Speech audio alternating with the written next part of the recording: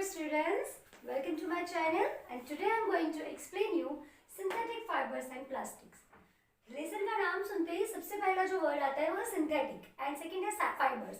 What is synthetic that I am going to explain you later, but first I am explaining you what is the fibre. जो हम कपड़ा पहनते हैं, right, कोई भी cloth material है उसे हम कहते हैं फैब्रिक. ओके, एंड ये जो फैब्रिक जिस थीन स्ट्रैंड से बनता है उसे कहेंगे fibre. Okay, thin thread-like structure used for making fabric, any type of clothing material, is called fiber. Now ये तो हमें समझ आ गया कि ये फाइबर किसे कहते हैं. अब ये जो फाइबर है वो बेसिकली टू टाइप्स के होते हैं. एक होता है नेचुरल एंड एक है सिंथेटिक फाइबर. नेचुरल फाइबर किसे कहेंगे? जो फाइबर हमें नेचर से डायरेक्टली मिलता है उसे हम कहेंगे नेचुरल फाइबर. और जिस फाइबर पे ह्यूमंस प्रोसेस करते हैं, फैक्ट्री में प्रोसेस किया जाता है, केमिकल प्रोसेस होती है एंड उसके बाद जो फाइबर क्रिएट होता है, बनता है, that is called synthetic fibre. Okay, now natural fibre. Natural fibre में दो टाइप्स के होते हैं. एक तो हमें प्लांट से भी फाइबर्स मिलते हैं और अदर एनिमल से. जो प्लांट से फाइबर मिलते हैं वो है हमारा कॉटन, जूट और एक्सेट्रा. एंड जो एनिमल से मिलते हैं जैसे कि वूल, सिल्क, ये सब. जैसे वूल हमें शीप से मिलता है, सिल्क हमें सिल्कवॉर्म से मिलता है, तो वो होगा एनिमल वाला animal product, that is natural, but we get it from animals. Now synthetic fibre वो मेड बाय ह्यूमन से, ये तो हमें क्लियर हो गया. और उसके एग्जाम्पल अगर हम देखें तो basically nylon, rayon, polyester, spandex, ये सारे एग्जाम्पल्स है, एक्रेलिक, ये सारे एग्जाम्पल्स है सिंथेटिक फाइबर से. सो यहाँ तक क्लियर हो गया, right. Now again, fibre, thin thread like structures used for making fabric is called fiber. Fiber are of two kinds, natural and man-made, जिसे हम कहेंगे synthetic fiber. अब नेचुरल में we have two kinds, we get from plants and animals. In examples, wool, cotton, jute, silk. And synthetic में we have nylon, rayon, polyester, acrylic, spandex, etc. Up to here clear. Now what is synthetic fiber? अब जैसे कि laser है हमारा synthetic fiber. So synthetic fiber किसे कहते हैं? Synthetic fibre जो होता है वो हमें ऑब्टेन कहाँ से होता है? उसका जो रॉ मटेरियल होता है, ये प्रोसेस तो होती है फैक्ट्री में, बट रॉ मटेरियल जो होता है वो है coal, petroleum and natural gas से मिलता है. Okay, so basically all three are form of petroleum, तो उसे हम पेट्रोकेमिकल्स भी कह सकते हैं. तो synthetic fibres basically obtain from coal, petroleum and natural gas and it consist of multiple unit. अब ये जो सिंथेटिक फाइबर है वो एक यूनिट नहीं होता है, it consists of multiple units which are joined together to form a single unit. उसको एक एक करके ज्वाइन किया जाता है और हर एक यूनिट जो ज्वाइन होगी उसके बाद जो बनता है उसे हम कहेंगे पॉलीमर. पॉलीमर समझ आ गया, राइट. अब यहाँ पे जो इसकी जो रिजेंबल करता है वो कैसा रहेगा? जैसे आप एक स्ट्रिंग लेते हो और उसके ऊपर आप बीट्स डालते हो तो वो ज्वाइनिंग कैसी होती है? Just same as synthetic fibres होते हैं, that resembles beats on a string. कि ये अलग अलग ये मल्टीपल यूनिट्स होते हैं और ये सारे एक साथ बनते हैं, सिंगल यूनिट बनता है और उसे हम कहेंगे पॉलीमर. तो polymer occurs in nature also. Polymer nature में भी बनता है, जैसे कि कॉटन का पॉलीमर जो है वो सेल्यूलोज है और सेल्यूलोज हमें मिलता है वुड पल्प से. So that is called polymer. तो ये जो पॉलीमर है ये बनता है ये सिंथेटिक फाइबर का, एंड नेचर का जो है वो है cotton. So now first start with this table. These all are synthetic fibers. First we have rayon. Rayon is called artificial silk and prepared from cellulose. As I told you that cellulose we get it from wood pulp. So ये artificial silk कहलाता है and ये wood के pulp cellulose से बनता है, उसमें add किया जाता है. Now properties, it absorbs sweat. अब ये क्या करता है कि sweat को absorb करता है, इसी वजह से समर में ये प्रीफर किया जाता है कि समर में वैसे भी स्वेटिंग ज़्यादा होती है तो उस टाइम अगर आप रेयन के कपड़े पहनते हो तो वो एब्जॉर्ब कर लेता है. इट इज शाइनी लस्टरलेस, वो एक शाइनी और लस्टरलेस भी है, राइट. तो इस वजह से वो रिजेंबल्स करेगा सिल्क को. तो सिल्क बहुत कॉस्टली होता है, सो जो लोग अफोर्ड नहीं कर पाते तो instead of silk they can wear rayon also. So this are two properties of rayon. Now uses, rayon कहाँ यूज होते हैं? Making shirt, ties, home furnishing. अब होम फर्निशिंग में we can make bed sheet, we can make curtain, sofa cover, all this table cloth, all this we can make from rayon. And bandages, medical uses में synthetic fibres बहुत ज़्यादा use आते हैं. उसके जब हम advantages पढ़ेंगे तब वो पॉइंट में आपको डिटेल में एक्सप्लेन करूंगी.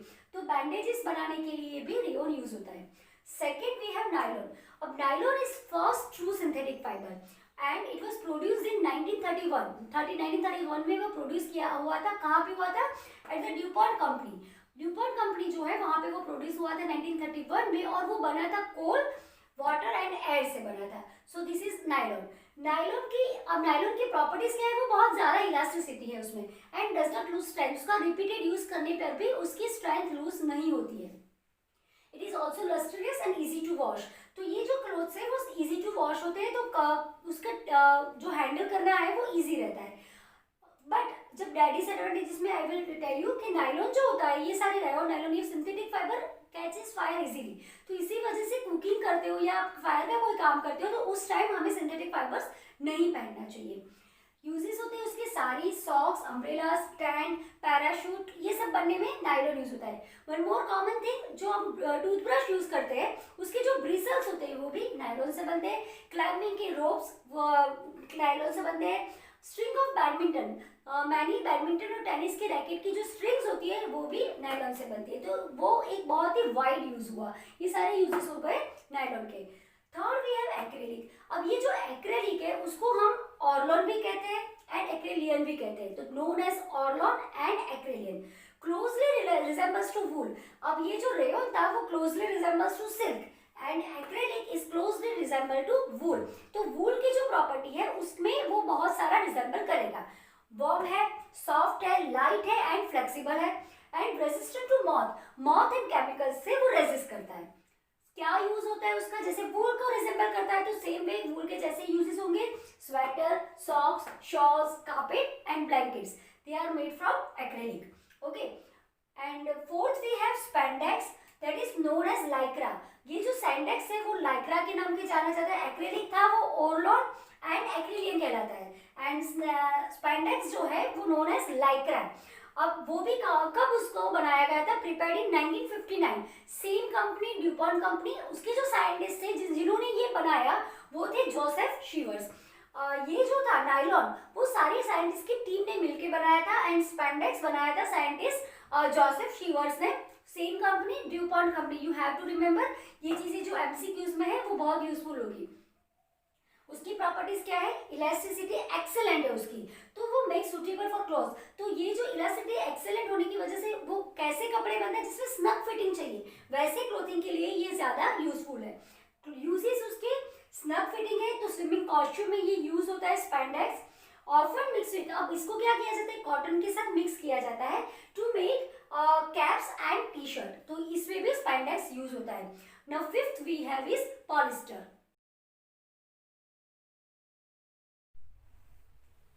अब ये जो पॉलिस्टर है ये सारे फैब्रिक में सबसे डिफरेंट टाइप है। Most commonly used is Terylene. Polyester के बहुत सारे वेरिएंट होते हैं, उसमें सबसे ज्यादा जो यूज होता है दैट इज टेरिलिन। अब ये टेरिलिन है उसको अदर फाइबर के साथ मिक्सअप किया जाता है और नए फाइबर बनते हैं, और वो जो मिक्सअप होता है वो है नेचुरल फाइबर। जैसे कि टेरिकॉट, वो है blend of Terylene and cotton. तो टेरिलिन एंड कॉटन को जब ब्लेंड करते हो तो वो बन जाता है टेरिकोट। एंड टेरीवूल, जब टेरिलिन एंड वूल का ब्लेंडअप होता है दैट इज कॉल्ड टेरीवूल।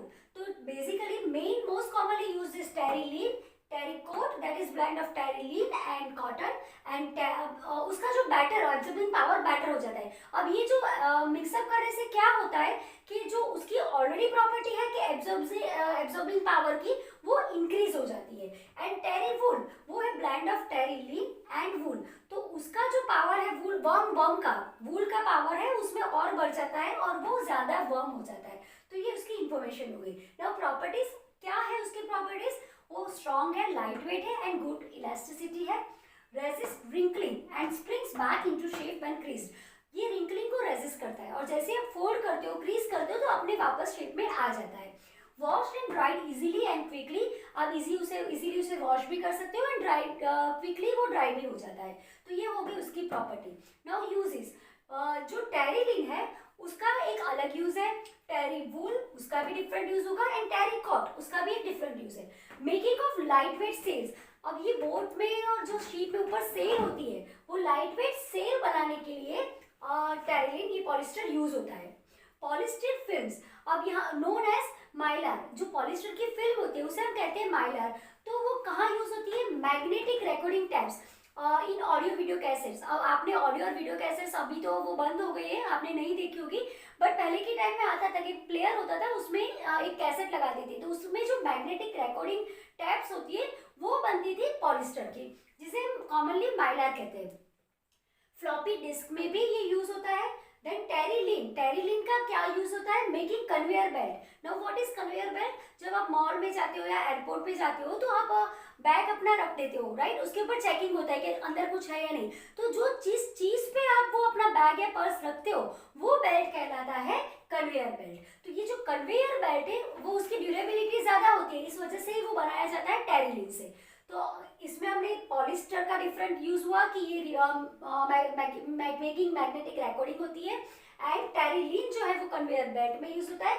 टेरिकोट उससे बनता है normally shirt, skirt, and terrywool that is used to make formal shoes. तो ये हो गए सारे uses of polyester.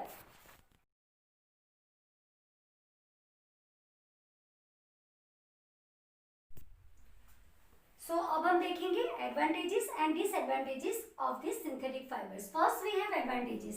There are many advantages of this synthetic fibre. First is they all have good elasticity, सब में बहुत ज्यादा इलास्टिसिटी होती है। Second, most fabrics do not wrinkle easily. अब इससे जो भी फैब्रिक बनते हैं वो इजीली रिंकल नहीं होते, तो वो एक हमारा एडवांटेज हुआ। Third we have more durable, less expensive, more readily available than those made up of natural fibre. ये जो ड्यूरेबिलिटी है उसकी वो ज्यादा है, तो वो टिकता ज्यादा है।